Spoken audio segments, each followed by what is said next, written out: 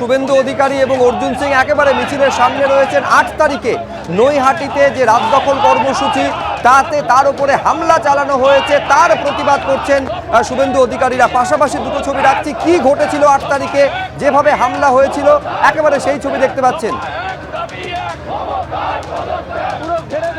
দিনে দুবার ব্যবহার করো স্টপেজ ক্রিম আর নিজেকে রাখো এভারগ্রিন। কেয়াশেক আরোমা থেরাপি স্টপেজ ক্রিম আর খুঁজে পাও নতুন আমিকে।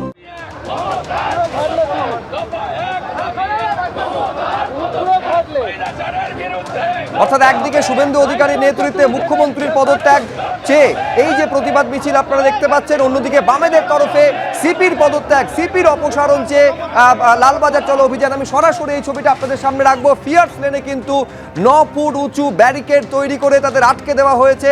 সেই ব্যারিকেডের ওপরে লালবাজার অভিযান বামেদের এই বিরাট ফ্লেক্স সেইটা টাঙিয়ে দেওয়া হয়েছে, কিন্তু এখনো পর্যন্ত একেবারে সেই ব্যারিকেড ভাঙার চেষ্টা করছেন। এই ছবিটা কিন্তু দেখা যাচ্ছে না। যখন এই যে সুবিশাল ফ্লেক্স লালবাজার চলো এই অভিযানের লেখা সেটা যখন টাঙিয়ে দিচ্ছেন, বামফ্রন্টের কর্মী সমর্থক এবং সদস্যরা সেই ছবি দেখছেন, কিন্তু প্রায় আধ ঘন্টারও বেশি সময় যেখানে ফিয়ার্স লেনে পৌঁছানোর পর এখনো পর্যন্ত সেখানেই তারা রয়েছেন। আমি সরাসরি কথা বলবো আমাদের প্রতিনিধি অনির্বাণ বিশ্বাসের সঙ্গে। অনির্বাণ, দুটো ছবি, দুদিকের ছবিটাও দর্শকদের জানাও। একদিকে তো আমরা দেখতে পাচ্ছি যে এখনো পর্যন্ত তারা সেখানেই রয়েছেন, উল্টো দিকে পুলিশের তরফে যে প্রস্তুতি সেই ছবিটাই বা কিরকম জানতে চাইবো অনির্বাণ।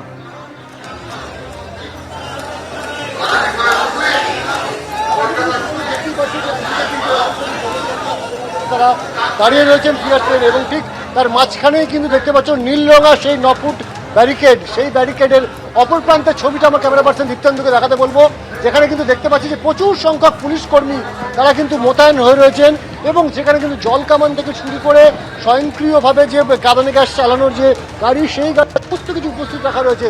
পুলিশের বিশাল বাহিনী তারা কিন্তু উপস্থিত।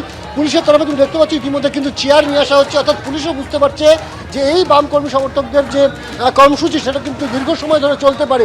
ফলে পুলিশের তরফেও কিন্তু এখানে সমস্ত রকম ব্যবস্থা রাখা থাকলেও তারা কিন্তু যেহেতু বাম কর্মী সমর্থকরা কোনো রকমের আইনকে হাতে তুলে নিচ্ছেন না, এখনো পর্যন্ত কোনো বিশৃঙ্খলার ছবি ধরা পড়েনি। কারণ তোমরা দেখতে পাচ্ছ যে ব্যারিকেডের উপরে দাঁড়িয়ে তারা কিন্তু দলীয় পতাকা নাড়ালেও তারা কিন্তু কেউ ব্যারিকেড ভাঙবার চেষ্টা করেননি। স্বাভাবিকভাবেই কিন্তু পুলিশের তরফ থেকেও ধৈর্যের পরীক্ষা দেওয়া হচ্ছে এখানে, এবং এই মুহূর্তে আমরা দেখতে পাচ্ছি যে পুলিশের বিশাল ব্যবস্থাপনা রয়েছে যে কোনো অপ্রীতিকর ঘটনাকে এড়ানোর জন্য।